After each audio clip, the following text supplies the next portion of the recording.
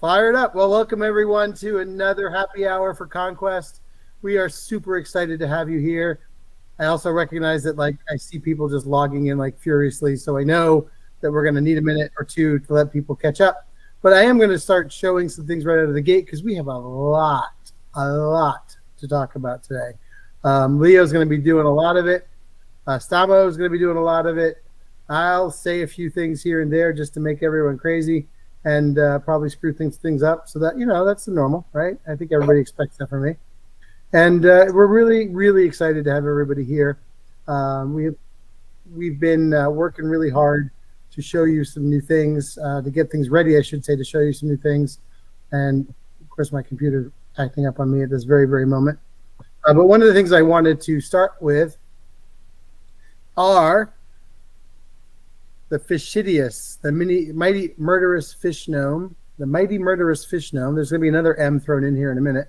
That comes with a pumpkin spice version in orange. We've already had 2 turned in, and they've been in the market for less than a week.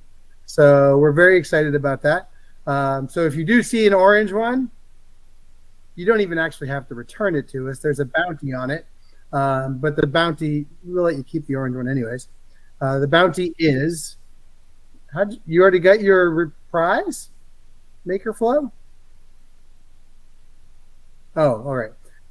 The orange one comes with a bounty that gives you an Old Dominion heavy metal founders exclusive, which is really a fun way to play. We want to make sure that everybody knows about that because we think, probably accurately, that people don't necessarily read all the stuff we send to them.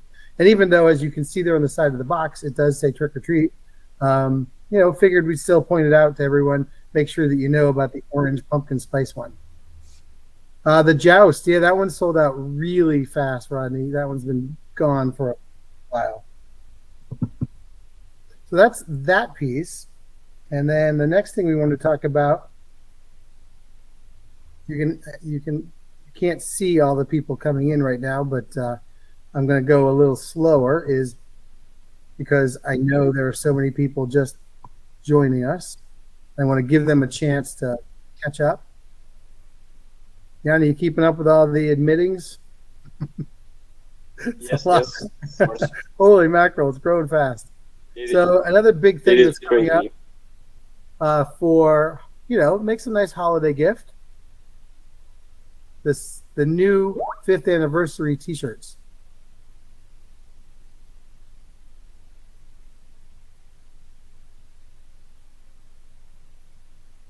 So that's the City States one. All of the prior t-shirt so be available, so any of the 5th anniversary ones that we already sold but sold out of, we are running some more of. So here's the Sorcerer Kings. If you didn't see that the first time around, we're super excited to ship off Sorcerer Kings. In fact, I think it's one of the most vibrant and cool ones. And then last but not least, our friends at the Old Dominion. Morning all. Hello, Reese. Get their Old Dominion t-shirt as well. So all the 5th anniversary t-shirts ready to go. So super excited about that. Very fun. Makes a perfect holiday gift, and now you know what to put on your Christmas wish list. When everybody says, hey, what would you like for Christmas, you can tell them. And because the models they might be confused by, but a t-shirt, everyone can figure out, right? So a couple other things that we want to have as little housekeeping scenarios. We have been, I think everyone's aware, we had a First Blood update in August. There will not be a First Blood update for this one because we just did it, essentially. There will be another one coming up in January, so something to look forward to there. We'll have the next balance update for First Blood at the happy hour in January. We are also listening to the community. So one of the things that we're going to change is First Blood as a more casual play game system will not be part of Chios right now. We are looking at some things that we think will make it really fun and exciting for people.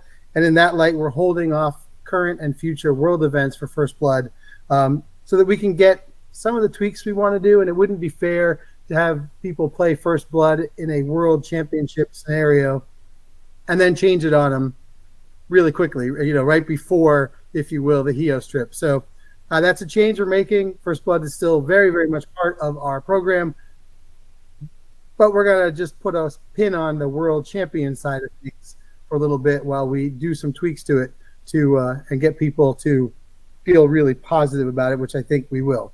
Evan, I don't believe is on this call because it's the middle of the night there too, but excited. Oh, there you are, Evan. Sorry. I spoke too soon. The camera today. Evan's been working super hard to make some tweaks, and as we were talking about what we're doing, I shouldn't say tweaks. When we talked about what we were doing, we all felt like it wasn't the right time for world events. So just want to make sure everybody's aware of that. I will put an announcement out as well so that people who are not on this call are aware. And that's a good segue to Chios. We had an incredible World Championship event.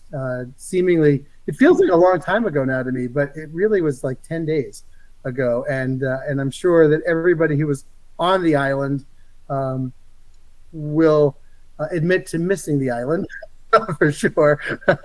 Based on the notes that I read, everybody really seemed to enjoy Greek island life to the fullest. So I'm glad about that. And as I was not there, I'm going to let Stavro jump in and tell us a little bit about his personal feelings and what he got out of it. And then, of course, anybody who was there who wants to share is welcome too. Stavro? Stavro? There we go. There you go. Sorry, microphone was off. Take it away, sir. There was good grilling. I've heard lots about the grilling. Yeah. Guys, honestly, Hio was everything I wanted it to be. It was intimate. It was passionate. It was fun. It was laid back. I shouldn't have started with intimate and passionate, Daryl. I am surprised that you did not. I just need to say that we played Conquest. Yes, Conquest. I did hear the drinks flowing. Hey, and what happens in Hio stays in Hio. Hindsight, I should not have led with those two words. But what happens at Hio stays at Hio. It was laid back. That's right. It was laid back. It was fun. It was, it managed to combine two fantastic passions of mine. And well, three if you throw in the grilling. And it's something that we will definitely be doing every year. Now, as to whether we will do it in the exact same location in Chios or the location will shift around, will come down to apparently a brawl between the residents of Chiosana who are so enamored with having an international event at their location, and the tourism agency of Chios, who actually took note of the event and were thrilled. I mean, Chios is that small and remote an island that they're like, people came? Really? To the northern part? That we got a lot of attention, oddly, from local media. So what you're seeing right now on the screen was the first sort of sit down to discuss rules. Leo had shared the updates that you will all be hearing about today. Received a lot of helpful feedback. They did not find out what Faction 9 was, despite the relentless and tricky questioning. God, what else can I say, guys? The level of play was insane. The level of players that we had meant one mistake was the match. All of the players who were at the top, it literally would come down to one mistake. The last table came down to 2 inches. A misjudgment of 2 inches. So the level of skill, camaraderie, fair play displayed were amazing for something as competitive as a world championship. I was glad to see that you guys liked the World Cup. And can I tell them what Mateus requested as the Sure. Okay. And there was a secret prize, which was that the winner of the championship gets to request a single miniature be remade into an artisan series. Now, I was not careful with my wording, and I didn't specify infantry miniature. So unfortunately, Mateus, a very, very avid Wadrun player, seized on this and requested an Artisan Series Apex Predator, which is now in the works. Leave it to gamers, Stavro, to find So the yes, that taught me to be careful. So the second offer I gave them, which was that if everybody there managed to come to an agreement on a single request, I would very, very, very seriously consider it. I couldn't commit because God knows what their request had. I did have the presence of mind to say the request cannot include the words faction, fish, or gnome. So after several attempts, to which, by the way, Reese, props for saving me until I made that amendment. I was about to say the initial lockdown didn't have fish gnome in it. Yes, exactly. Reese held the line until I made that amendment. The request, the unanimous request of the players, which was implemented and will be implemented henceforth, is that the so long as he fulfills a number of world qualifier events, the defending champion is automatically invited to Chios next year. So yeah, that's what you get: defending champion every year in Chios, and an Apex Predator Founders exclusive. I don't know, Leo, Stamo, Yanni, do you guys have anything else to add? Apart from thank you, Matthews, because I'm a Wadrun player. It's been a long time I wanted this. I can say it was a huge experience and the most different event one could attend. And not because we organized it, but because it was so. I mean, people came from all over the world. They have been to numerous events and they know what it is like. And we're thankful for you guys for joining us. Yeah, for me as well, and I want to thank everybody. Like all of us, I've been to multiple tournaments and events throughout the years we've been wargaming, and it's very few times that I can go in that to say that I've participated in any capacity in such a competitive event and leave feeling I made so many new friends. I really do feel that Chios really encapsulated everything that we feel about Conquest and how we see wargaming in general. So I couldn't ask more. And thank you everybody for coming. I want to second that. I'm really grateful about the international friends that we made.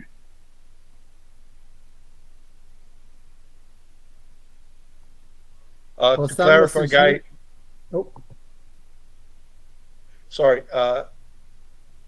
To clarify, due to the sheer strain that making a bloody Artisan series permanently available would be, it's not actually going to be an Artisan series. It's going to be a Founders. Right. It's too much resin. The molds are too damn big. They take up the whole pot. So we cannot justifiably make it an Artisan series, unfortunately. But it makes sense. Yeah, it's the World Series of this year, and next year will be a different one, and we can work on that. So it's for this year.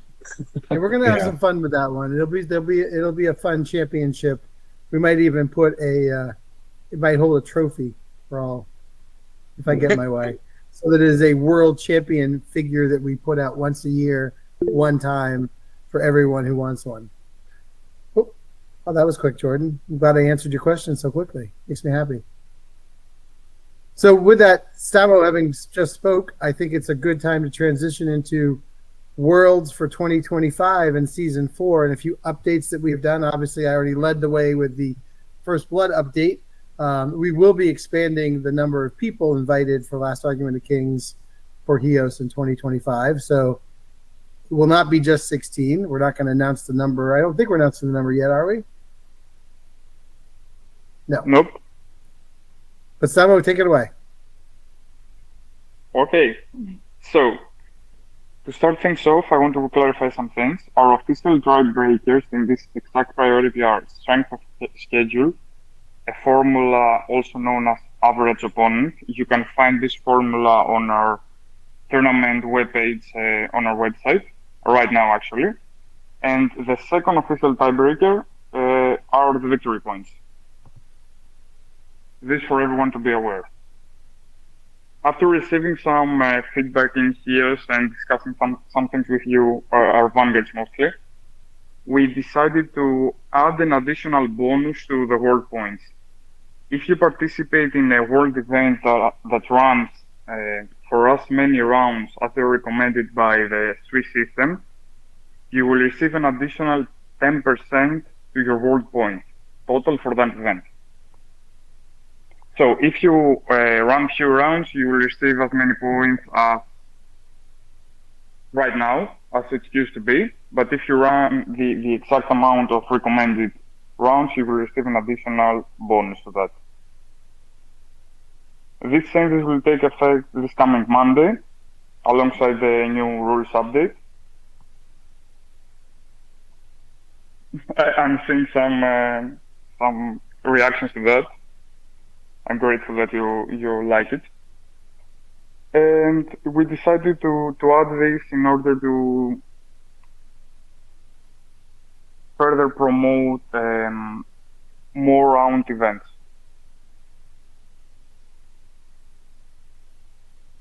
We're going to make a post in the following days exactly discussing this in detail. So the exact formulas, numbers, etc. And you will see on the official Road to Chios page that this has already been added.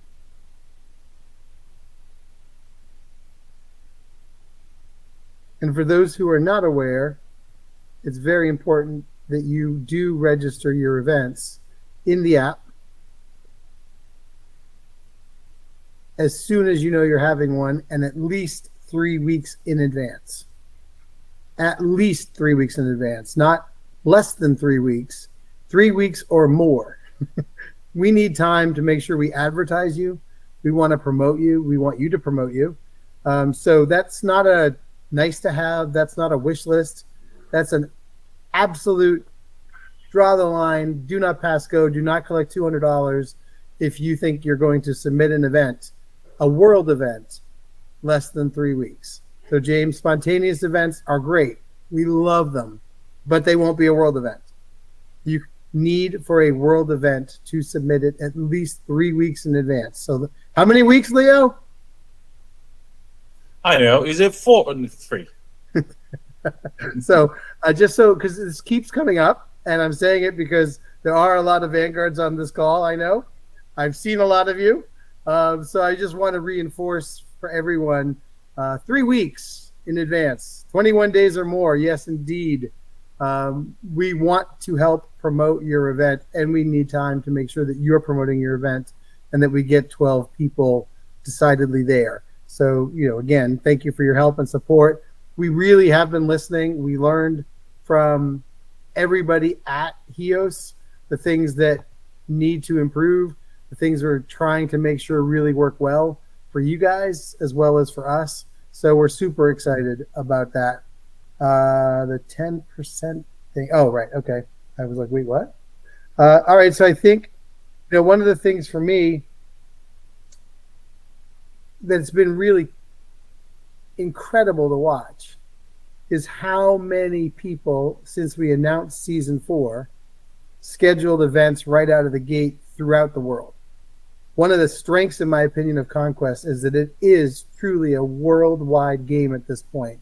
There are very few parts of the planet that aren't playing it, and couldn't be more proud to watch the tapestry of this world come together on the island. So we are hopeful and have seen already, since pictures of the island have made their way around the interwebs, how many people are so excited to continue that and start adding more and more world events, and just and trust me when I say, those of you who have ever used our regular event calendar, yes, we know it needs work. And that was a big part of what I was doing in Athens, was working with Sodas and the team to work on some of the tech scenarios to make the event calendar itself more easy to use, user-friendly, I guess would be the term I'd use. For sure, have repeat every Wednesday nights where you don't have to do literally 52 Wednesday nights. Get it, totally understand. We want to make those things happen, and we are working on all of those things because the event calendar has exploded. One of the things that was super exciting for me to look at, Google provides this delightful analytics tool, and the event calendar is the most looked at thing on our website. So thank you to everyone who goes to it regularly. We can't thank you enough for making it such a compelling part of what we do. So with that note, I'm going to turn it over to Leo. We're going to break up the rules updates into 2 sections. We're going to start with Nords. Then I'm going to do some product. Then we're going to go show you some new product that you haven't seen before. Then Leo's going to talk about the Wadroon updates, show you some new product. Yes, one of them is behind me. You can see it as my backdrop. And then we'll do a few additional updates around other products, around other factions, I should say. And then I'll show you some more products. So stay tuned. There's a lot to show. There's a lot to talk about. And so, Leo, take it away. Perfect. Thank you. So, yes, plenty of things to go through. First of all, the update on Monday is going to see a ton of updates. We're going to be looking at a Nords rework, a Wadroon rework. We're looking at core rules updates. Some of you that you have been following us on social media, you've been seeing every Sunday all of the things that we're working on, all of the quality of life updates. And we have another great one for you. As we said before, one of our tiebreakers is going to be victory points. And as we all know, some of these scenarios when we're playing, they tend to give us massively different victory point results. What we're going to be doing, but not on Monday, because we have a little bit of surprise for you, is that we're going to be making sure that we rework these victory point payouts so to make sure that they come closer and they work better as a secondary tiebreaker. Now, along with that, I'd like to announce that we're going to be doing a competition for scenarios, for community-created scenarios. We want to see your creativity. We want to see what you come up with. And the winner will win a St. George Founders exclusive, which is courtesy of us for your imagination and great designs. So we want to see what the community thinks. We want to hear your ideas. We want to see how you like approaching scenario play. We're going to be giving more information starting this week. So stay tuned. Without further ado, let's look at the Nords. And I'm gonna share. I've been very proficient in practicing my sharing skills. I'll tell you. You're way ahead of me, buddy. But we're not. There we go. Am I showing the Nords? Hopefully, yes.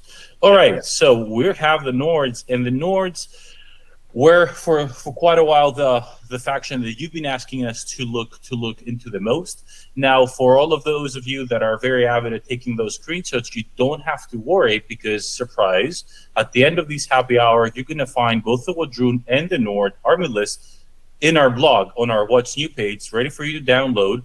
It's not going to be on the regular rules yet because that will happen along with the entirety of the release. some of the rules that you might see here now will only make sense with some of the changes, some small changes that we're doing in the core rules. So don't worry about taking those screenshots. You're going to have access to these rules very, very soon. So one of the things we wanted to do with Nords is to give them a little bit, let's say, clear up a little bit of that ABC identity. Always be charging, right? Always be getting there.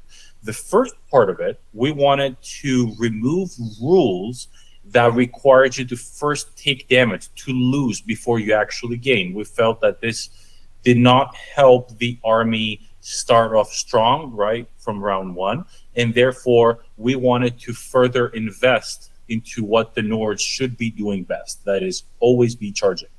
Therefore, one of the biggest changes you're going to see is Blood of the Einherjar, that no longer depends on you taking wounds or duels, but it plays essentially in tandem with your Prophecy Unfulfilled. And every time that you charge within an objective zone, you count as one additional stand for the purposes of seizing, and that means lights as well. Now, one of the things we're implementing, and you're going to be seeing here, are these little battlefield roles. Battlefield roles is a new concept for Conquest, and they're essentially acting like super types that allows us to go in and dissect the army into more manageable, let's say, parts, being able to target with a special rule or ability only the things that we want. Instead of, let's say, telling you that all of the, let's say, all infantry gain something, now we can say all mortals or all exalted, right? That helps us clear cut certain abilities and help you be able to understand what goes with what a lot better. Now, one of the things, some of the changes that we're going to see, some of the most, I think, engaging things is that we're seeing the ability to play quite a few different distinct styles with the Nords. You have your mortals, which is your raiders, your Ulfhednar, your Bearsarge, all that good stuff. Playing behind a Jarl, using those raid tactics and dominating the battlefield as those powerful Vikings should. So, for example, the Jarl and the Conjugier has access to what we call now, instead of the aspects, they have access to tribal tactics. There are 3 of them. And what they essentially tell you is that the regiment that is currently attached to the character gains one of these cool abilities that you can see here. If your Jarl is your warlord, all of the mortal regiment gain these abilities. And of course, with some creative mastery crafting, which I'm going to show you what changes to expect, you can now even change your tribal tactics throughout the game. The best part about tribal tactics is you don't use it, you don't pick it, let's say, during list building, but actually at the beginning of the game. So you look at the scenario, you look at your opponent, and your mortal regiments will gain that ability for that game, depending on what it is that you want to play. Then, I want to take you to items and masteries. And these changes are important because this essentially communicates to you what to expect for all of the other reworks that you're going to be seeing. The one thing is, throughout Conquest, we wanted to make sure that we only kept items that are interesting and engaging. We wanted to make sure that we trim the amount of items that weren't really working or weren't really adding to the game and just simply adding complexity. And we brought down, let's say, every army list to about 8 to 10 items that are thematically driven, and they're depending on the playstyle of every sub-faction, let's say, that you want to employ. I'm just going to go very quickly through some. Don't worry about screenshotting. You're going to have the rules very soon. I just want you to see the new layout and the new format. And I'm accepting compliments for the graphic design work as we're doing it. Now, for masteries, we felt that it was something that had to more properly, let's say, more explicitly communicate the theme of the faction and the theme about all of its separate parts. And instead of going back to the combat, arcane, and tactical, which were great in terms of dividing the different masteries, but not very good at communicating really the theme behind them, we're changing the theme behind the masteries to better reflect the sub-factions that they belong to. Of course, some of eagle-eyed readers will notice that the Conjugier gets some special rules as well. right? Let's see. We can fight the Jotnar Seder. Some of the rules updates that you've been seeing. There's updates when it comes to the spells themselves, and some of you will also notice that you're going to be seeing rules here like Tenacious 1 or Tenacious 2. Tenacious becomes an X rule, but don't worry, very sparingly used because it's very important. You can see the new raiders. I'm only going to show you some of the staple regiments as you're going to be having access to them very soon, and you're also going to notice the new profiles, the new profile design for our for the regiments.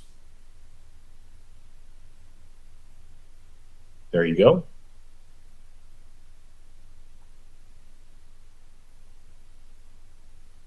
Now, let's make it. I think we could even make it official right now. But I think Tasso, I think it's time for us to publish the post. So right after that, people can have the opportunity to find all the good updates. It's on the website. I will post the link. Perfect. So I'll take a very quick minute to answer some of the questions. I have a question. Will the cutout relics and masters come back at some point? Some of them are really cool and thematic, even if not playable at the moment. Yes, actually, we will return some of the items as point fillers, or even we're reserving them for narrative play, so they will come back. Will wheeling be reworked, removed? A lot of these movement things have changed, and we have a lot of quality of life updates that we're going to discuss. And I think very soon, yeah, you're going to be able to download the actual PDF. So, Daryl, what great models do we have to look at? Well, I'm bringing them up right now. We're going to start with the Steel Chosen. Should be coming live now. There we go. I will try to get a close-up on it for you.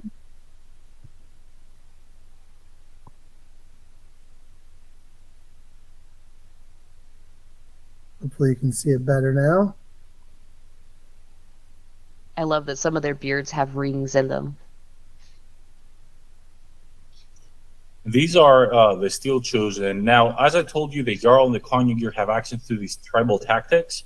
Although the Jarl is better at playing with the tribal tactics from the side of the mortals, this is an exalted regiment with a War Brethren special rule. Essentially, they get to share the Conjugier's tribal tactic, even if the Conjugier is not the one that is currently attached to them. Here, my friends, are your Golter.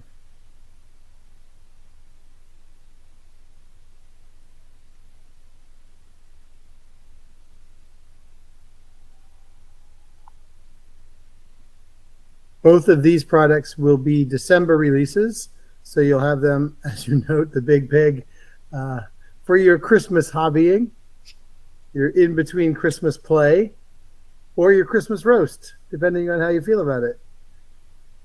Could be a little chewy. A new regiment for the part of the army is just, if you're into werewolves and Vargir lords and just dire wolves and feral pigs and all that good stuff charging down the enemy, yeah, that's just you cannot get any better than Jordan, speak up, brother.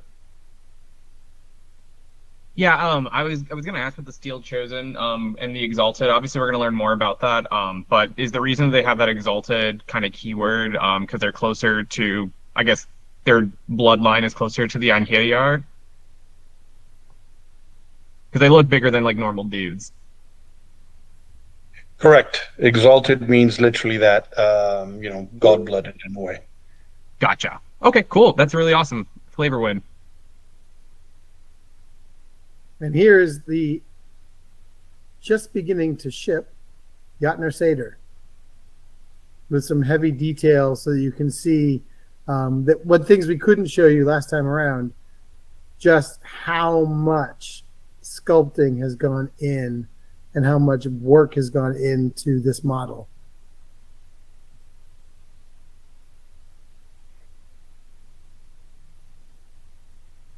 That's the goal. Get you started And we're going to show you all the Jotner brothers together here in a moment.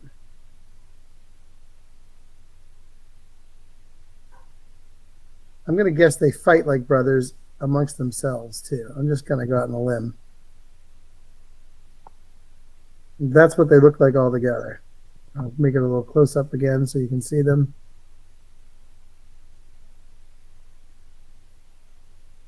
What a handsome group, right?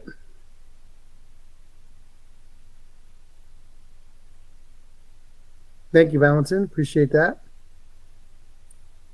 So that's the Jotner things I wanted to show, but I'm going to also show one more little preview set because I know you guys have seen that before. So you're probably like, yeah, cool, awesome looking. Seen it, but you haven't seen it painted yet. But now I'm going to show you something very different. Coming out in December as well will be the 3rd lore campaign. And this one is going to be Nords versus Old Dominion. Let me make that a little bigger for you guys. So you want to talk about our character here?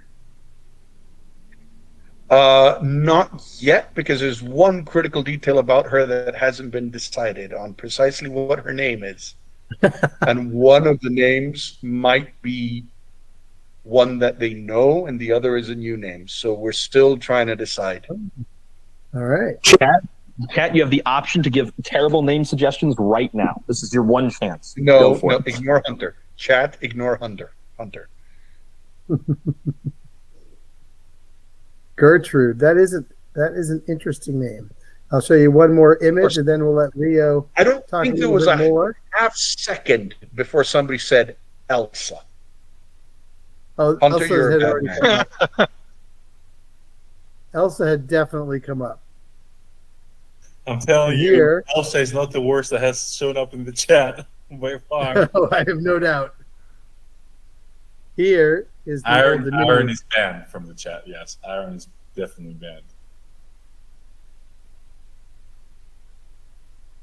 So you get a sense of the Old Dominion character as well that will be part of this lore campaign. You want to talk a little bit about the lore story that they're going to play, even if we don't have the name? I'd rather withhold it a little bit, Daryl. Okay. At the heart of it, it is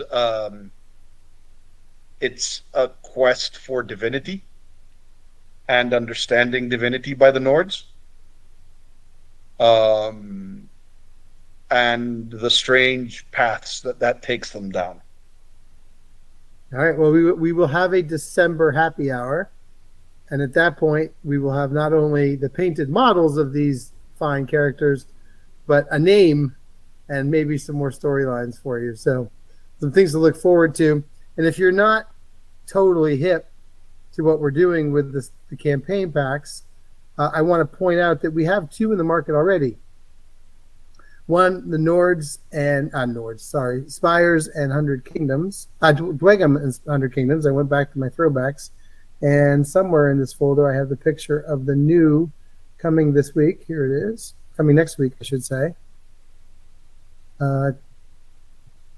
Fanning the Fire, which is our Sorcerer Kings and City States group, which is a beautiful way to tag on to the current 2-player starter set, a lore campaign.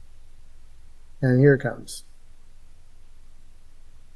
So you can see these exclusive miniatures are beautifully detailed, but equally beautiful is the story and campaign that Leo and Stavro have worked together on to create a fun alternate way to play these 2 factions.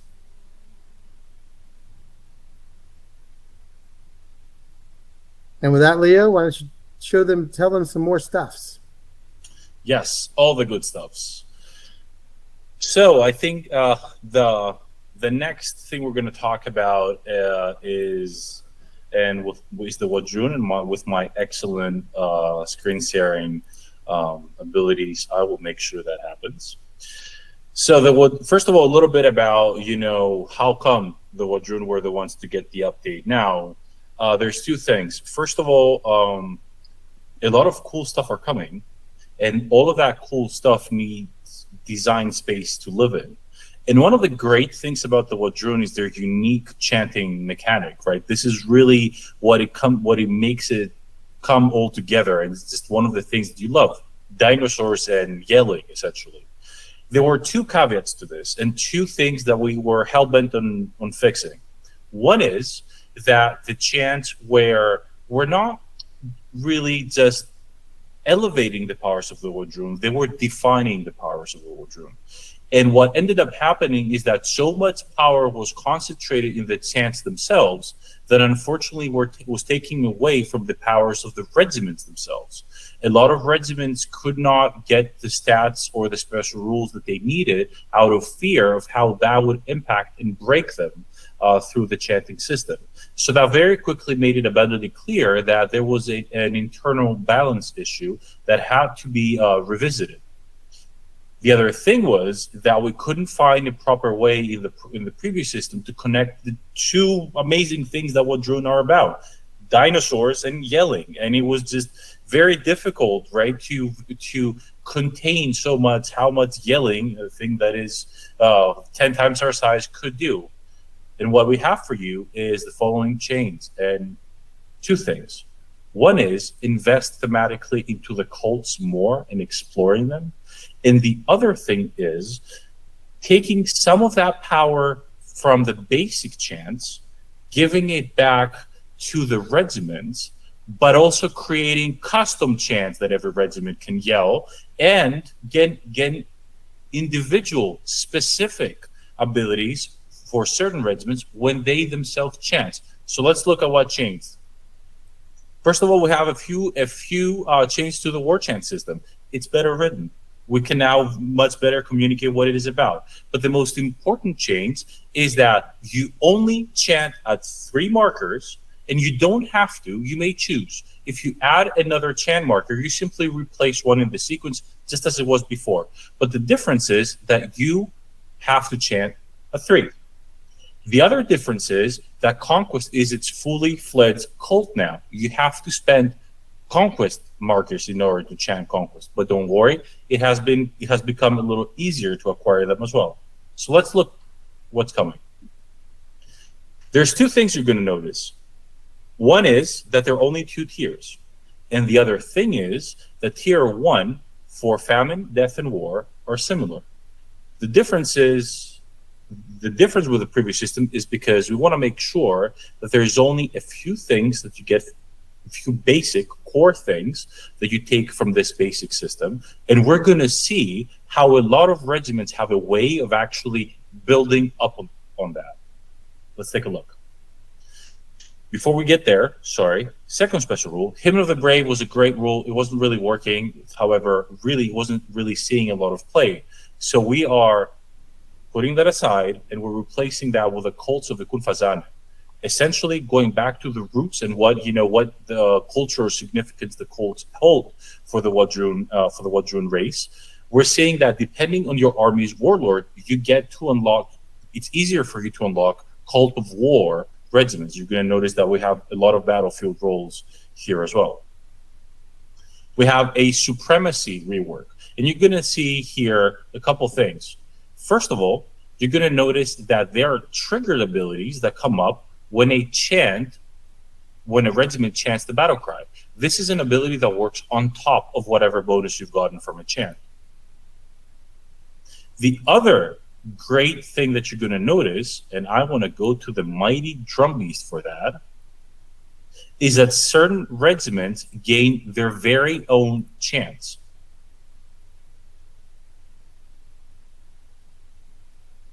By doing that, essentially, we free ourselves to do a very simple thing. We're no longer bound by the overbearing pressure of a very powerful chanting system. Instead, we can go into specific regiments and we can tweak them specifically.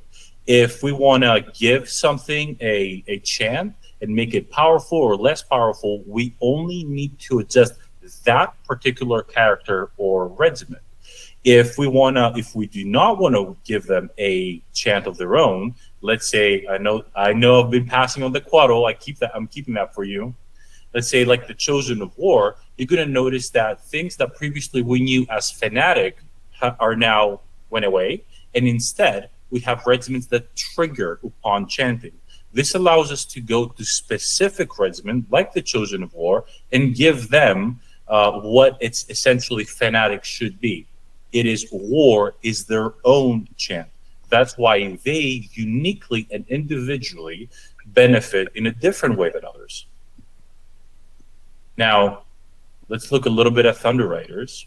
We're going to see a lot of stuff that has gotten a lot of great rules.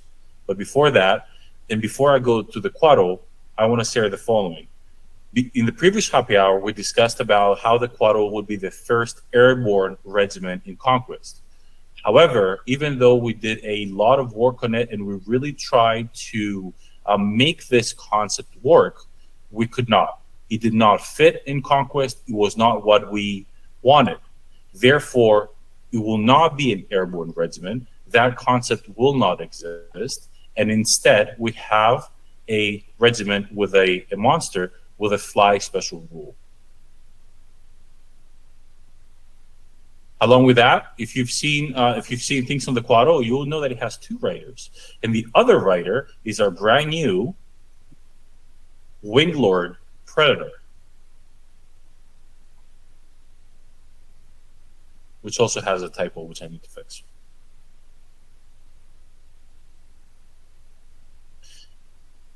Again, let's move to just like you saw in the Nords. We're looking at artifacts, we're looking at masteries, and now you're going to be seeing how differently artifacts and masteries are being treated for the Wadrun and the Nords, and in reality for all factions.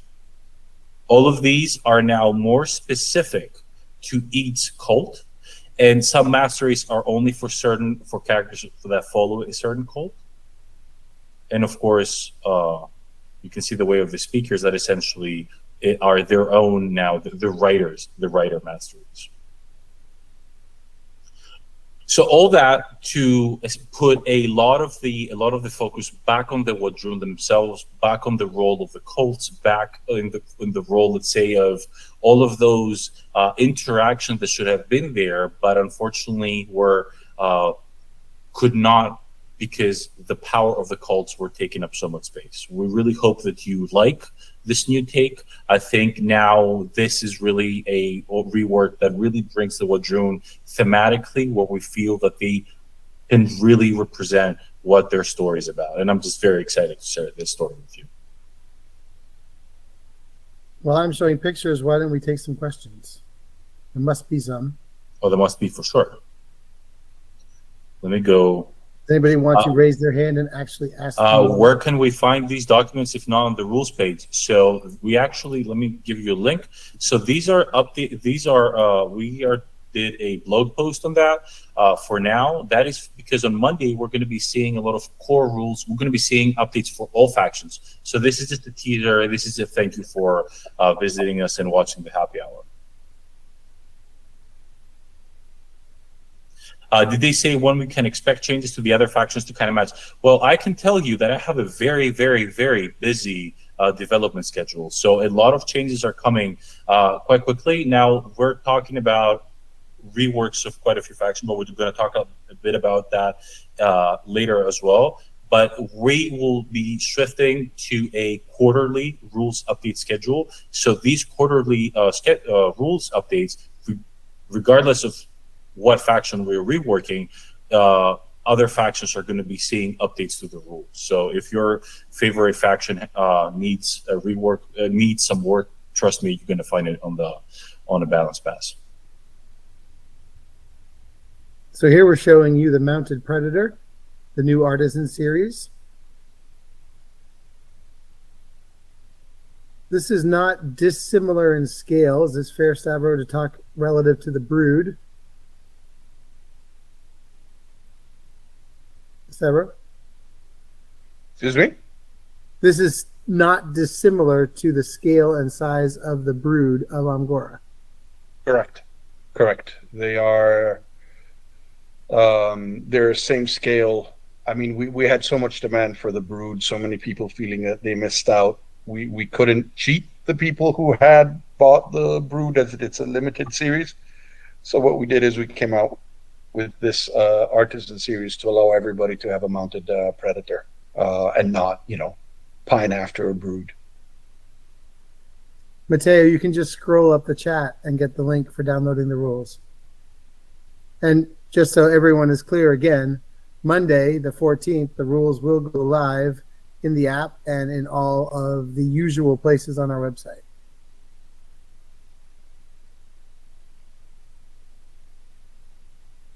So that is the forthcoming mounted predator.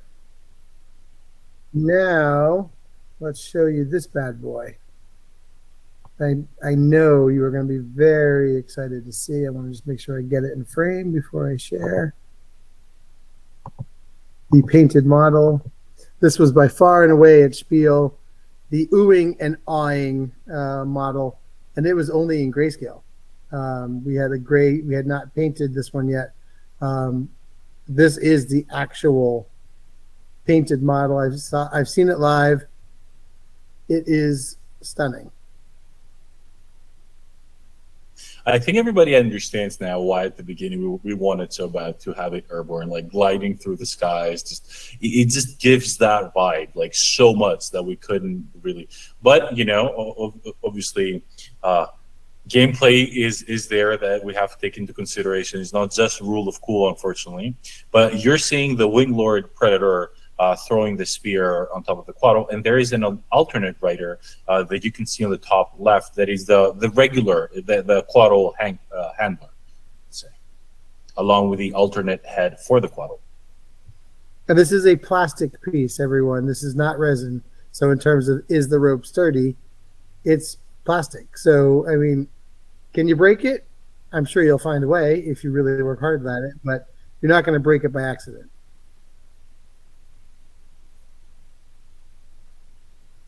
The whole thing is plastic, Luis.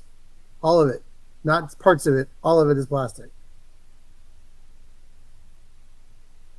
I got another picture here for you. Don't worry. More pictures. Fear not. Here's the box.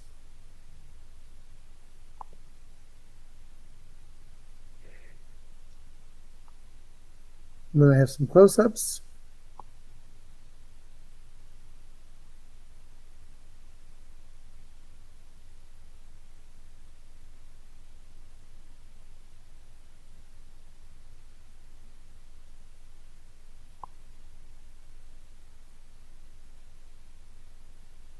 That just gives you an eye on some of the details.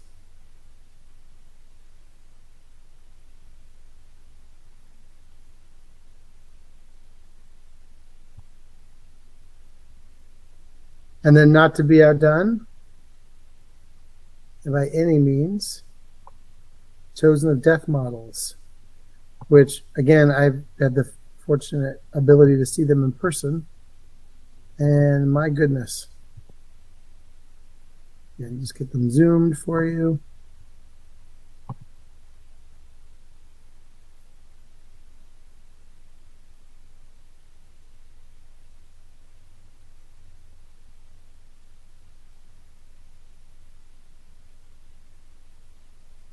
So that gives you an idea, really, of the detail.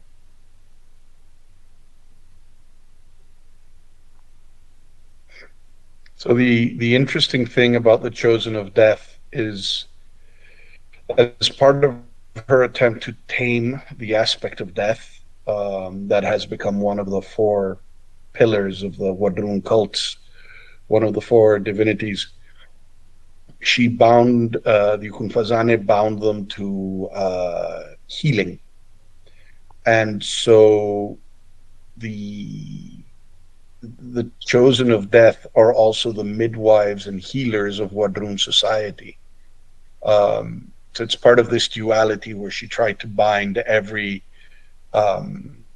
sort of negative, destructive impulse with a positive one to try to bring balance to the Wadrun culture as a whole. And the really cool thing about them, you notice that they all have veils or masks they don't actually see. It's because they enter a sort of a battle trance so intense their hearing becomes basically as keen as a bat's, and they actually echolocate in battle rather than actually see. So that's why they have the ridiculously high evasion stat that they have. That's why they have the ridiculously high melee stats that they have. It's like, imagine this band of acrobats who don't need to see, coordinating their like ludicrously fluid fighting styles, one parrying attacks directed at another while dodging ones at them, opening a gap for a third. Or even creepier, that you're playing an RPG in our world for some reason. Imagine being in some dungeon in the dark and you hear this strange clicking sound, and out walks one of these with her mask from the darkness holding the two cleavers, and you somehow have to get past her. I don't know, just the images I liked.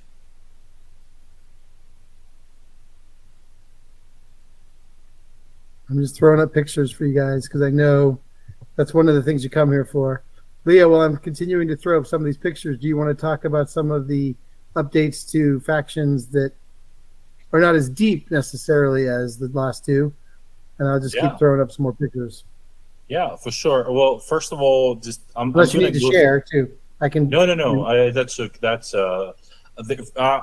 first of all, there's some things that you've been asking for, so I want to let you know that you're going to be seeing them on Monday. There is wording updates, streamlines on how reform and clarification. There are changes to trample. It no longer does resolve. There's changes to Aura of Death that is now per regiment, not per stand.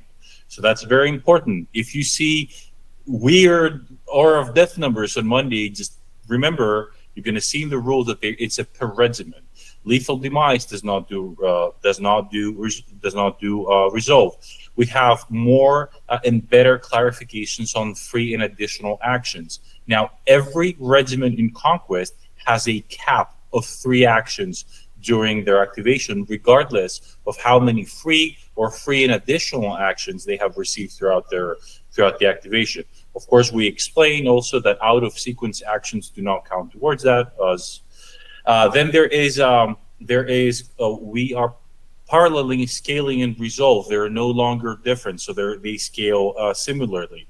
We made updates to marching to make sure that it's more clear when we check for the validity of a move. We made changes to the charge move to allow a backwards rotation when you're charging a corner, and we also added new diagrams to explain that and show you. We are now determining facing by where your front rank is, not by where the center, by all of the stats are essentially. So if you're deep but you can see the side, then it's only your front rank that matters when charging. We implemented changes what happens with single stand regiments such as monsters. You're no longer going to be clipping just a very tiny corner of the regiment to the side and charging it. Now we're working on a majority. We made clarifications in charging through. We made clarifications for check for obstruction. Now the line that you measure for, that you check for obstruction, is essentially the same line that you check for reins. So the rules will tell you that you're tracing a straight line 1 millimeter wide, and as long as the stance whereas reins, right, to solve some corner cases, pun unintended, as we're playing the square-based game, right, and make sure that we give you better clarification, help you address any sort of these situations. The abilities where a character activates its next regiment, we codified that into Entourage activation to be able to refer to it easier rather than do long-winded explanation of things. You're going to be seeing throughout the factions changes in Aura of Death. You're going to be seeing, of course, I'm going to go some of the highlights, that for Old Dominion, Blasphemous Soma will no longer give you that +1 to your reinforcement. By virtue of the changes to Aura of Death, you're also not going to be seeing, let's say, the Praetorian Aura of Death block. However, we have amazing changes, such as When the fallen divinity dies, all of the power pool that has amassed goes into the general pool. Regiments like the Carnivores and the Carotids, now they have the Divine Sard special rule, which means when they're destroyed, they give 2 markers per stand towards the fallen divinity. Athanati are getting a polish. Let's look at we can look at city-states. First of all, the city-states, you're going to find the Titan battlefield role to match the Jotnar Seder of the Nords, because it references to these giants. We're seeing now the chariots will be you can have 2 chariots per slot, not 3. We're seeing the flanking shooting ability that it doesn't work in its entire range, but it works only within effective range. Sacred Band updates. Sacred Band will now be an auxiliary stand. You heard it right. The auxiliary stand will allow the regiment that it's in to be targeted by other Sacred Band regiments with their spells. The Taldos goes up in points, goes up by 20 points, and drops an attack and drops an impact. Mechanist, all of the spells lose scaling. We see some changes in Expert Scouts, Initiative, and Combined Arms. So what we have coming up are the Murderous Fish Gnome Mystery Packs. These bad boys, and they are bad, are going to come in a mystery pack, available this coming month. There are 4 in the Series 1, and there will be parallel red resin versions of each one, 10 of each, and a green Kraken version. And we're not going to tell you what the bounty is on these interesting variant murderous mystery fish gnomes. How many M's can we put into how many ways can we make the M mean so many different things? But we're going to ask you, if you find one of them, to tune in on Christmas morning to our social media. And I promise you, Santa, if you have one of these, is going to bring you a very, very, very special prize. So be looking for these fun ones to collect and paint and make fun, but we also be looking for the red and the green ones, because if you find one, you're definitely going to want to tune in to see it on Christmas.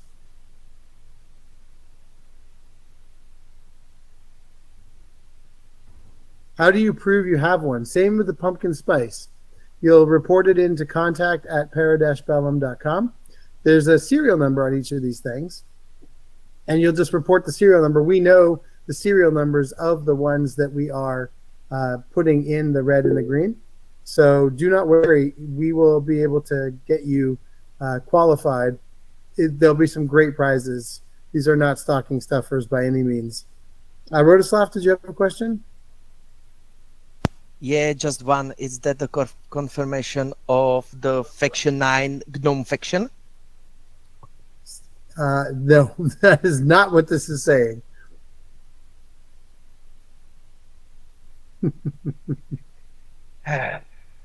Always. Hey, he can interpret it any way he wants. Absolutely. This is a fun Christmas product. Yes, Jordan. I mean, I could see somebody buying a ton of these, because I think they come. Are they going to come in like booster pack type situations? We won't They know. are If indeed, sir. Yes. Okay. Yes, indeed. So I have a hunch that the Force Grown Drone one is going to be quite popular, because people are going to want to run big blocks of them as the fish gnomes, calling it now. So it'll be fun. That's the goal, right? The whole purpose of these little fish gnomes is just for fun. And speaking of fun, and then Leah will answer the question that was just asked. But one of the things we are doing for the holidays. We did it last year with the Kraken, and of course we're giving out a green Kraken this year. But one of the things we are doing this year is with 100. Ooh, way too much zooming. Sorry, gang. I wanted to get you close up to them. Our angry gift chickens.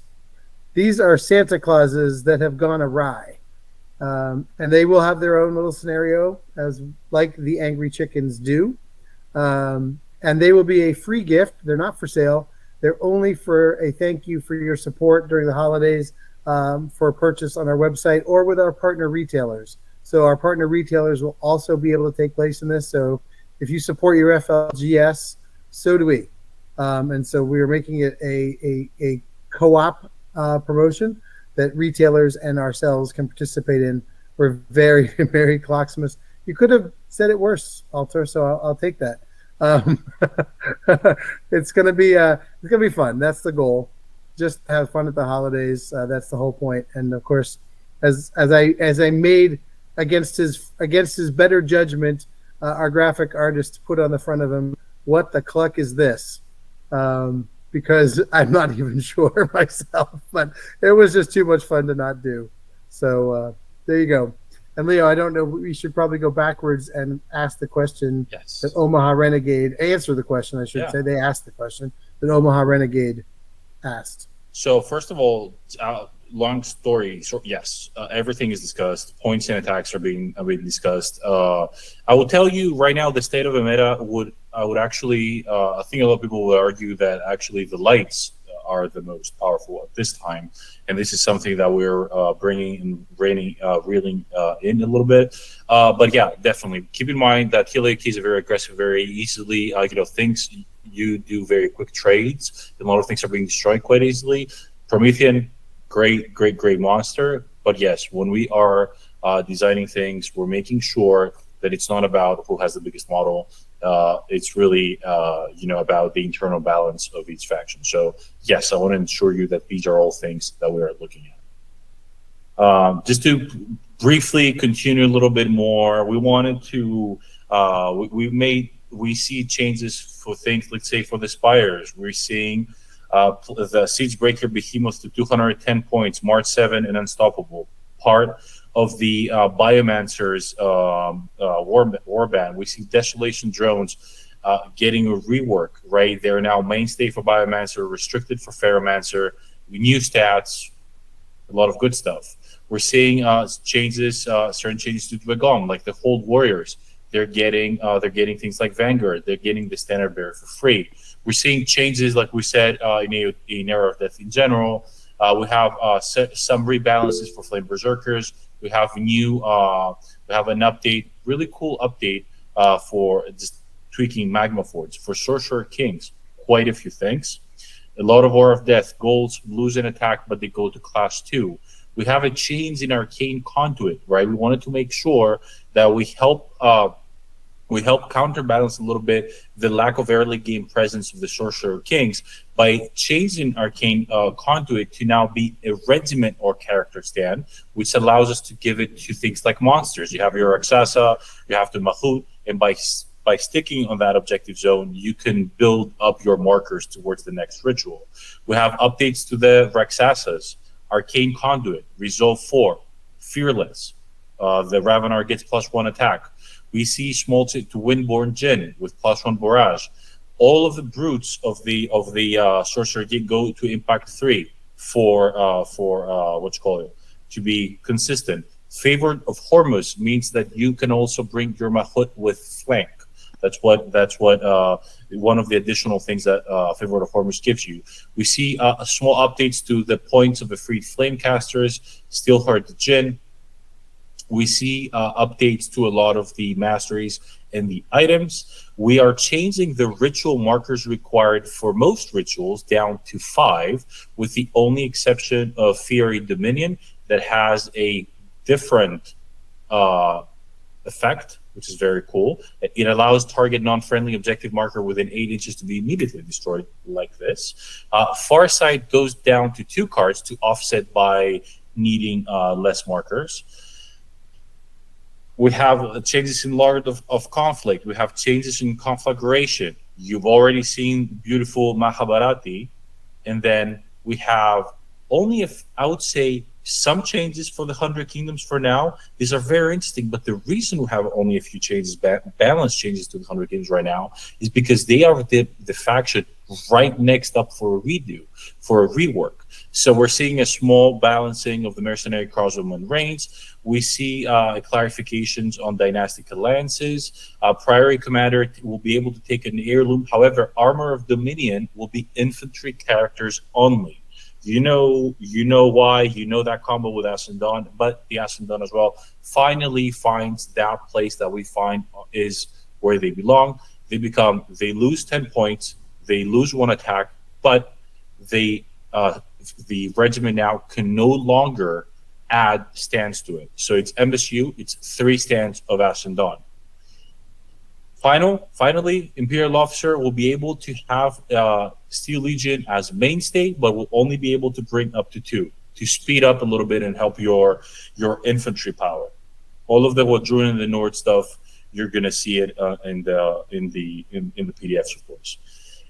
Only a few things for the 100 Kingdoms, because like I told you, we are expecting a lot of cool stuff for the 100 Kingdoms. So expect to see a ton more there. Excellent. Thank you, Leo. So we're going to go on to a couple other things. Oh, Victor has a question. Let's answer Victor's question first. I'm seeing a question about other factions seeing regimental size restrictions. No, this is on a per regiment case only, in case we need it. I'm sorry, let me find Victor's question. Well, Victor's got his hand up. Oh, sorry. Victor? Maybe Victor didn't mean to have his hand up. So go ahead, keep going on the questions from the chat. Sorry. I have a question about how much do we play test before rules rewrites of this magnitude? I'm assuming we'll see adjustments in the quarterly updates. So here's the thing. First of all, there are 2 ways to doing that. One is for factions that are coming a little bit later on.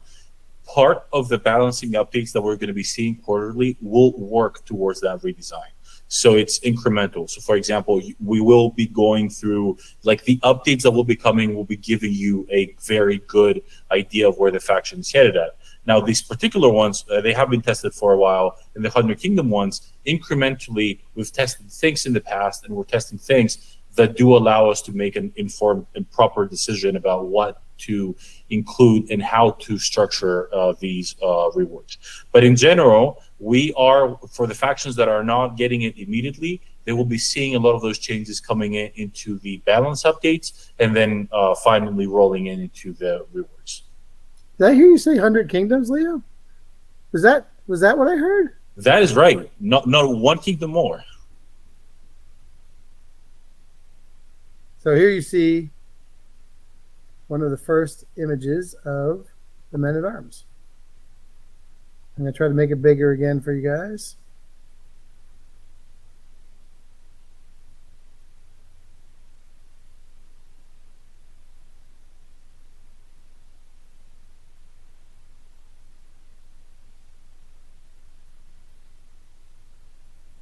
No more mittens. Yes, that is true.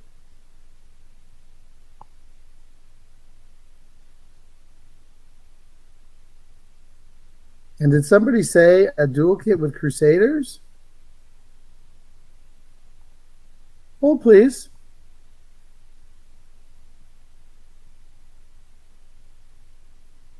So just to make sure everyone is aware, your current Men-at-Arms, will absolutely still be playable. There will be no substitutions unless you want to substitute them. But we figure you'll probably want to substitute them. Not unlike the Flame Berserkers, which I think generally got a rousing. Guys, this has been a long time coming. I have gotten pummeled by those Men-at-Arms so many times. I am so happy that we can finally show you, what a leap we've made since 2019 till today. So yeah, proud of them. Very proud. This is a different view of them. Oh, no, I grabbed the same one twice. Sorry about that. And then let's bring up some more 100 Kingdoms delightfulness. Can I answer some questions? Go ahead, please. Keep going. So Ben White asks, with the changes to AOD and Lethal Demise, what kind of support will factions that rely heavily on those rules for damage see? So by changing things to per regiment, that doesn't necessarily mean that you are doing necessarily less damage or that you cannot really depend on these rules to supplement your damage. Because, of course, unlike other factions, you will get access to higher values. But a lot of what we're wanted to do is to make sure that we also distribute that power to other regiments within the faction that previously were lacking. So if you're seeing your AOD output changing, it's not necessarily that it's becoming weaker, but it also means that some of that power is actually moving to other regiments and to other sources of damage. So we're taking it into account. Here's another 100 Kingdoms view. Stavro, do you want to share with the folks what this is once you see it yourself? So what you're seeing here is part of the rework of the 100 Kingdoms, and I would like you to notice the iteration number on it, 4.3. That will give you an idea on how ridiculous concepting can get. But what you're seeing right now is effectively a Crusader Lord. It is, I'm worried about giving too many hints, but it should give you a hint as to how you can develop your armies in the newly updated 100 Kingdom system. Obviously, he's going to pair up well with the Theist Priest, with the new Crusaders, and with some other new units that might be coming out as well.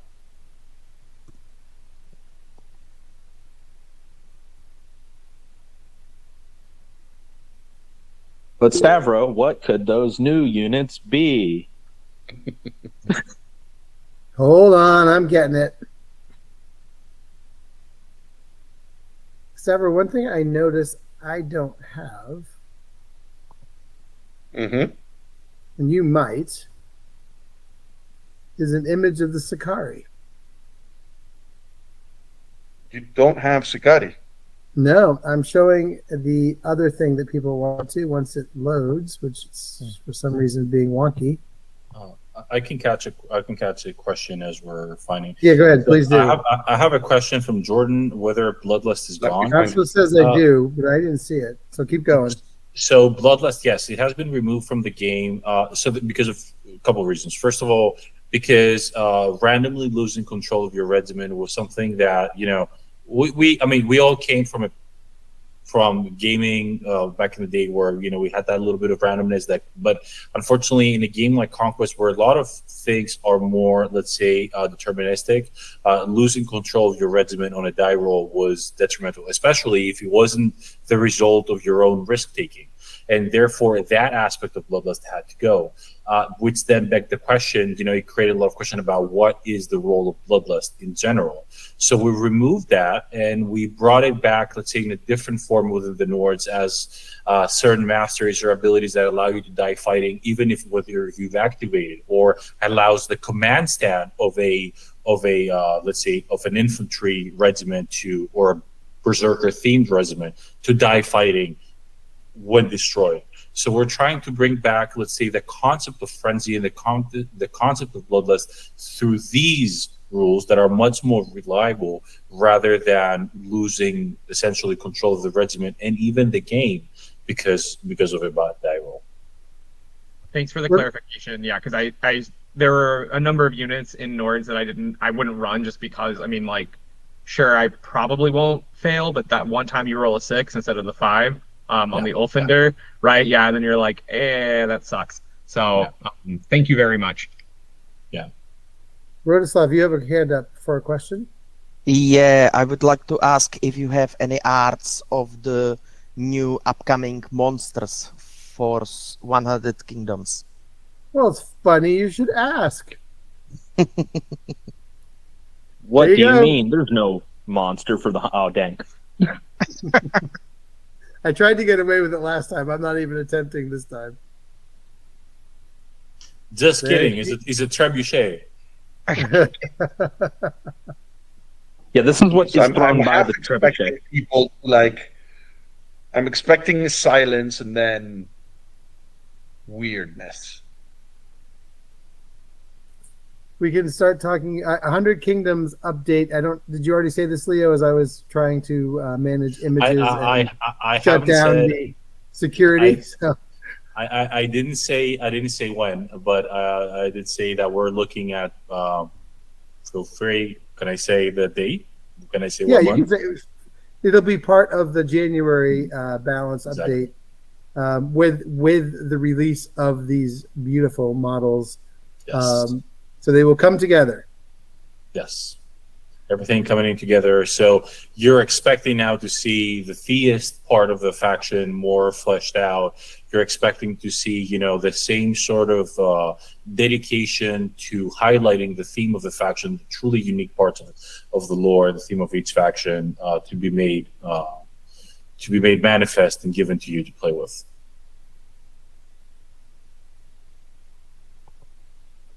And it is a plastic or Yeah, plastic.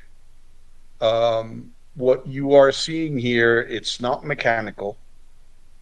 It is basically an angel manifested from the broken remnants of a church.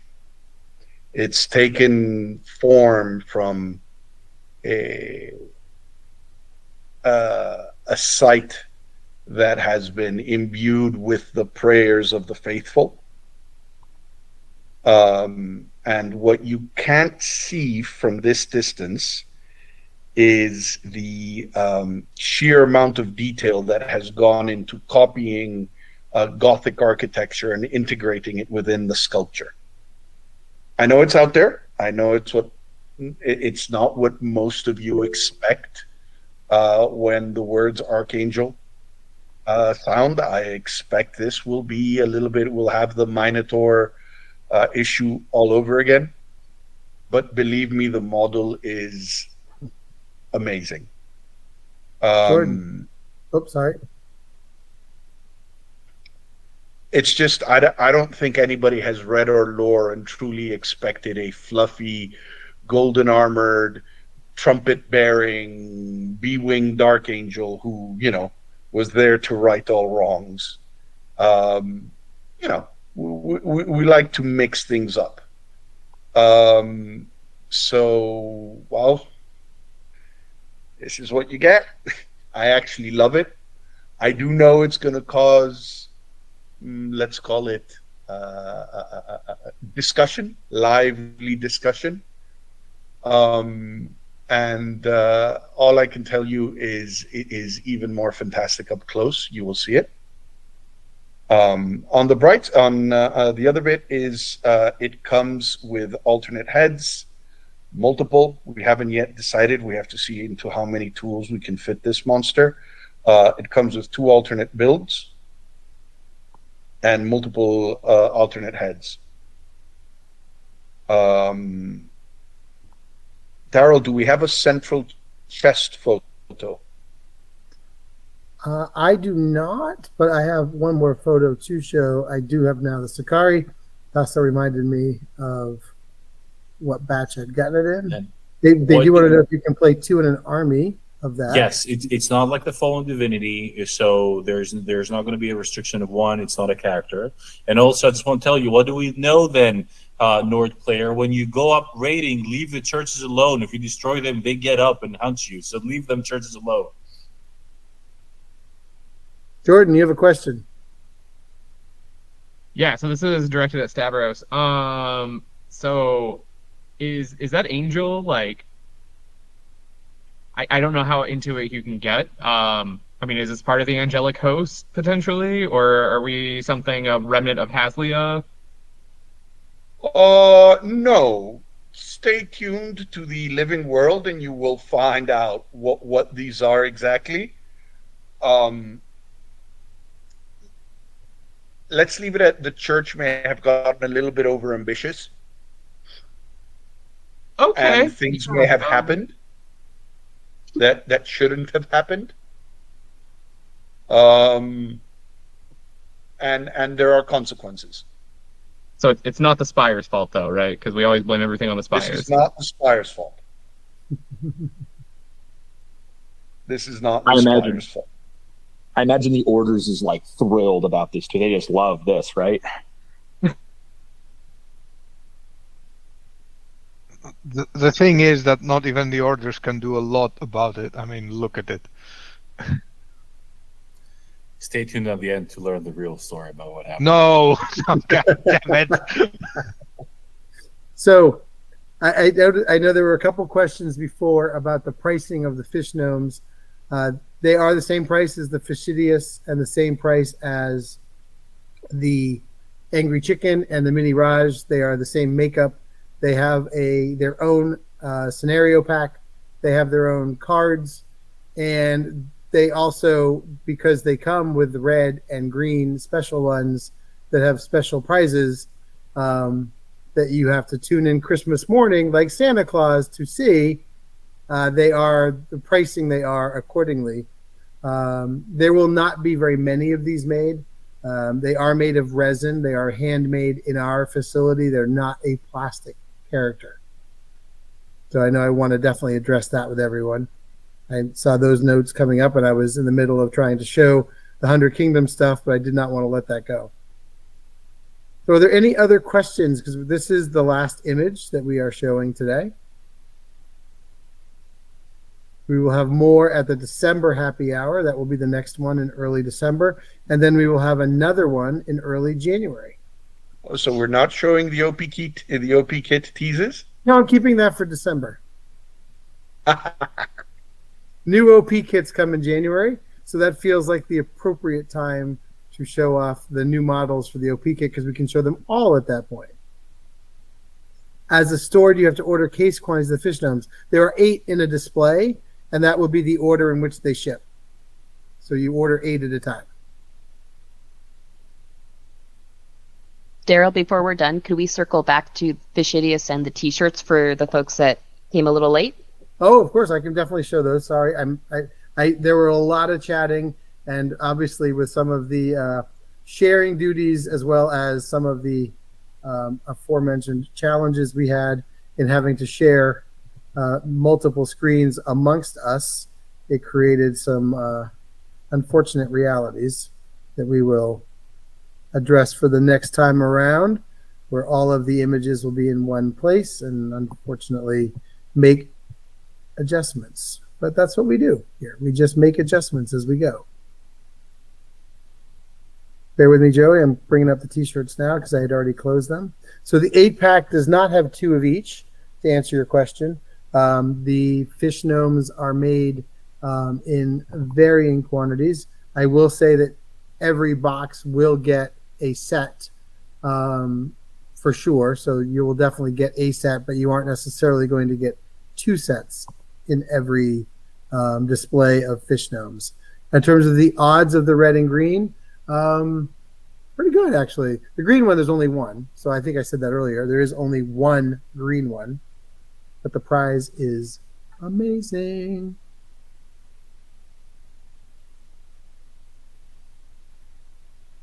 So there's the Sorcerer King's T-shirt. What was the other thing you asked me to share, Joey? Forgive me for not remembering. Fishidius. Oh, Fishidius. Thank you. Thank you. There's your Old Dominion T-shirt.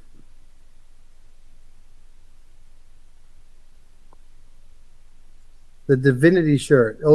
The Fallen Divinity shirt. Now, those are... that was a limited edition, and so we do have a few left, I believe, depending on your size. Oops, some mistakes.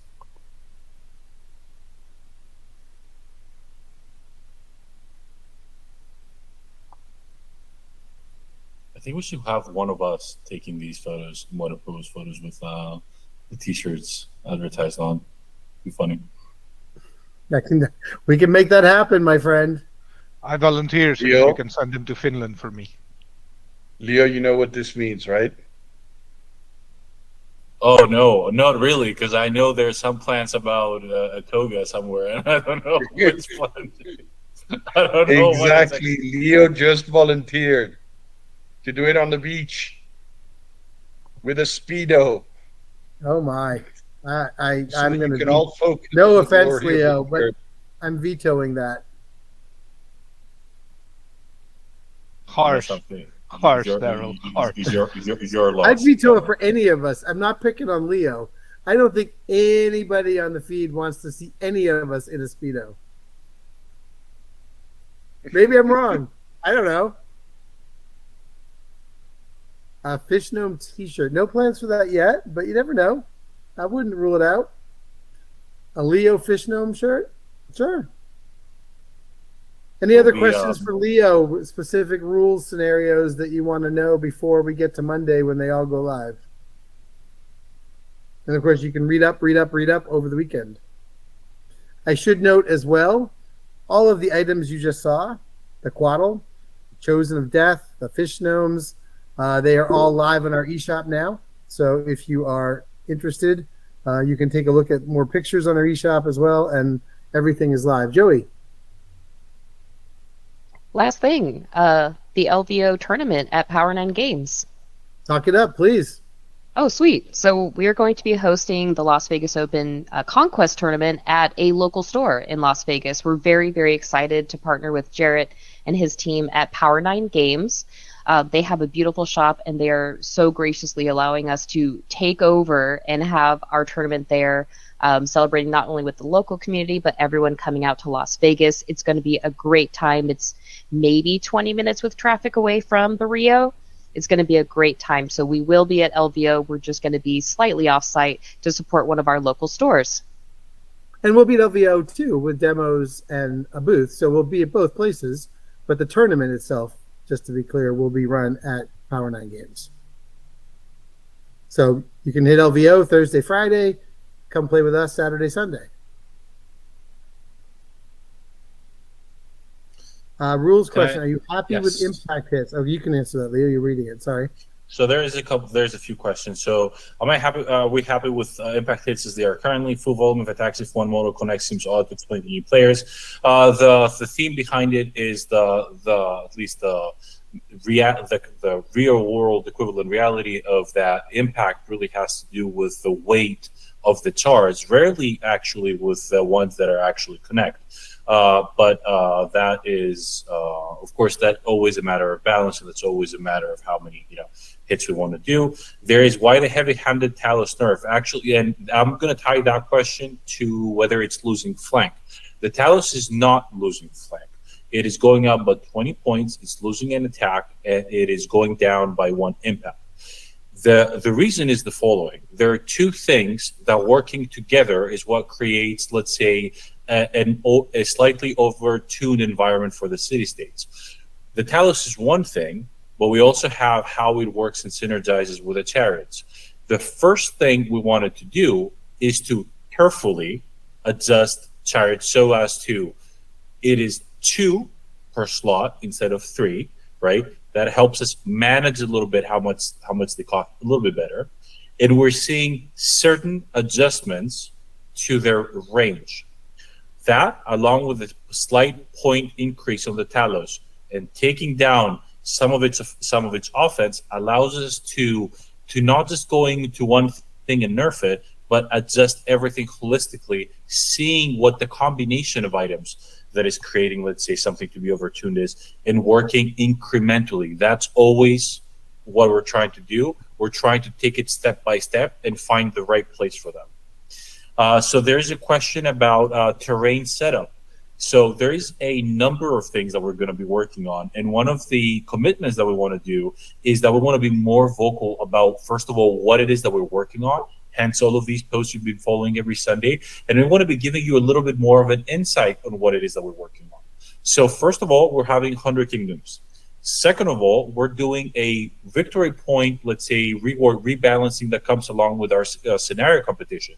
Then, terrain is a big part of what we're working on right now.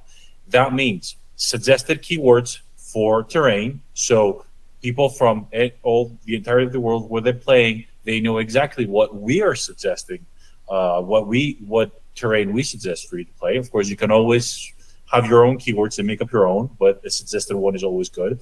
Also, clear and more, let's say, better presented parameters for you to how to set up your own table, and also give you proper examples of determined setups for you to play. So you can see what we played in Chios. You can see how we set up our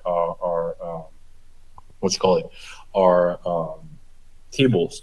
I was asking a question about nothing for Sorcerer Kings. There are updates coming to Sorcerer Kings, and every balance update will be for every faction that is not receiving a major update right now. They will be seeing balance updates until their time for rework comes. Those balance updates will inform you on the direction that the rework is going to be coming. Update is indeed coming Monday. You're going to be able to find core rules updates, as well as all of the factions, and of course Nords and Wadroom, but these you can all find already. I will link that to the chat once more for those that have missed it. Let me see if I'm missing any other questions, just to make sure that I get everything. Balance update this coming week? Yes, that is Monday. Update your apps, kids. As soon as it says, "Are you ready to update?" Just say, "Yeah." So there is a question about sacred. Sacred Band. I'm going to let you know very quickly. We're seeing them. First of all, we're seeing them be available as auxiliary stands. We're looking at Cleave 2. They're 5 attacks, 5 wounds, class of 3. We're seeing them now being able to go into Phalangitis and Agima for 50 points, and they have the Sacred Warrior special rule. Essentially, it allows other Sacred Band regiments within 12 inches to cast their spells on the regiment that has Sacred Band auxiliary stand. Sacred Band regiments have really cool spells, but with the reins of self. That auxiliary stand allows you to become the target of these spells and essentially bolster your front line. The Sacred Band goes to 5 attacks, 5 wounds, resolve 4, defensive 3. We're looking at Devout, Priest 5 because they're spellcaster, Cleave 2, and Fearless. It can perform a free spellcasting action during its activation, and it continues to have Ophismos and Monon Lave as its special rules. Now, Ophismos gives you Indomitable 3. Like we said before, Indomitable is an X ability. It's the only regiment in the game that has Indomitable 3. Any other Tenacious or Indomitable that you knew so far is simply 1. These are very rare occasions that you're going to be seeing value in these over 1.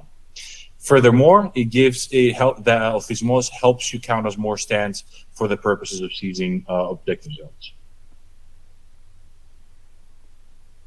Will the changes to canon for supporting the Fallen Divinity pool, how will Bucephaly be changed? Well, Bucephaly will be getting an update as well, and I'll tell you right now. Of course, you're going to be able to see everything on Monday. Bucephaly got an update, as well as Mori and Karis. They're now able to do a free spellcasting action. They share now the spellcasting special rules, which is very important. Bucephaly gained the Devout special rule. They got +1 impact, so they're now impact 3, and they also got Tenacious. I'm trying to see if I'm missing any. So Thanes, who are going to be seeing a little bit of a balance update, they're going down a little bit and they're getting their standard bear for free. Will the Old Dominion brutes begin seeing a distinct stat change so they feel a little more different? We're going to be seeing balance updates for the OD as well, and we're going to be seeing some of that power that previously held mostly into those Aura of Death, let's say torpedo regiments, to be more properly now shared and distributed throughout the faction. And finally, and I have a question about Slava. There are lots of ninja movement and resolve increases in Wadroon Nords PDFs. Is this some systemic change or concerns mostly these two factions, ninja movement and resolve increases in Nords PDF. So it depends. It's just different ways to see to discuss. Let's say what are the defensive stats of a unit. There is, let's say, the Nords are now a little bit more. You're going to notice that they have, let's say, tenacious, but they're sporting lower stats, so it's more of a balancing. There's no necessarily a certain fear. Ninja movement, I'm not sure whether that is meaning side grades or slight changes, or whether we're talking about some extra actions. Either case, we treat these reworks as redesigns. So we try to give them we try to give regiment stats, not thinking of how they were before, but how they fit in the current work that we're doing. And when it comes to additional movements and actions, we're making sure to put a cap of 3 actions per activation, like I said before, to make sure that we'll give you more options, but these options don't stack.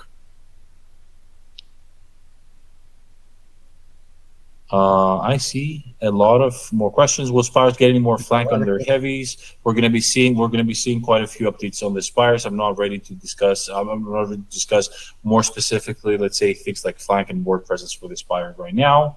Is a rework of how order warbands work something on the list for the 100 Kingdoms? The 100 Kingdoms will be seeing a rework on the likes of Wadroon and Nords. So you're going to be seeing different things in general. You're going to be seeing quite a few different things essentially. As I'm worried for how Lazarus may end up as never taking them because Dawn is there. So as always, when we're looking at a rework, we are looking everything that we've learned about the faction so far, all of the feedback that you've given, all of the comments that you've told us, all of the game data available to us inform our decision for how we're going to be moving ahead with the regiment. So don't you worry, we're going to make sure that everything has its space. 100 Kingdom Dragon Spires reworks at the same time or one at a time? It will be one at a time, but everyone that hasn't gotten its update will be receiving balance update in the meantime. Yes, we are testing right now Fallen Divinity First Blood, and it's going to be actually one of the changes you're going to be seeing.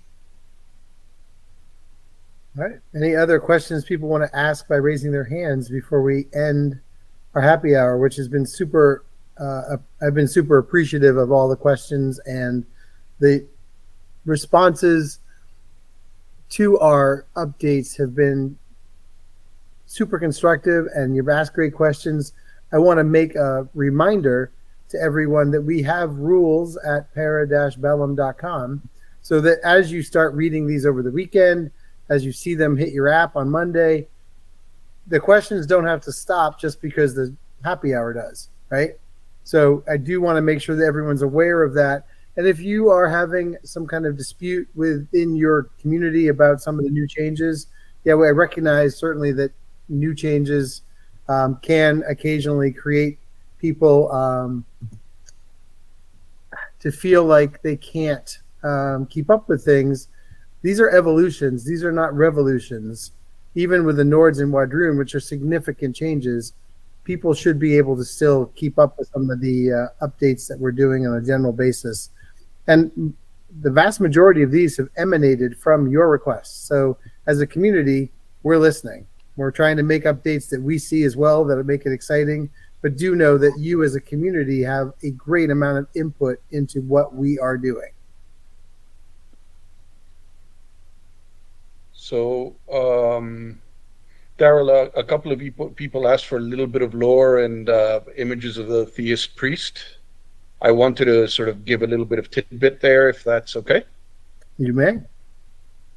So you will notice these are crusaders. They are not technically church troops. They are feudal troops and freedmen who join a crusading army of their own volition and are still under the command of their feudal lord. Now, if that feudal lord happens to have taken a vow of service to the church, that still makes it his troops, even if they are listening to the church. The reason you're going to see a delay on the theist priest resculpt is because it's going to depend on basically what happens in the living world. And how things develop when the church makes a particular move. There have also been a number of questions for the theist and deist churches. They are very different. We have been focusing first on the theist church, but believe me, the deist church exists. It's going to be different, very different to the theist church. It's going to work through the people rather than through its institution.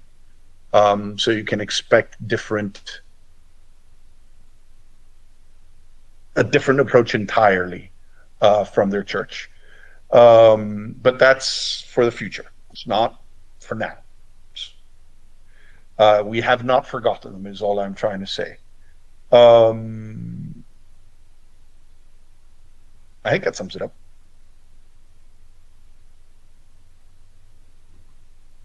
That's all you want to say?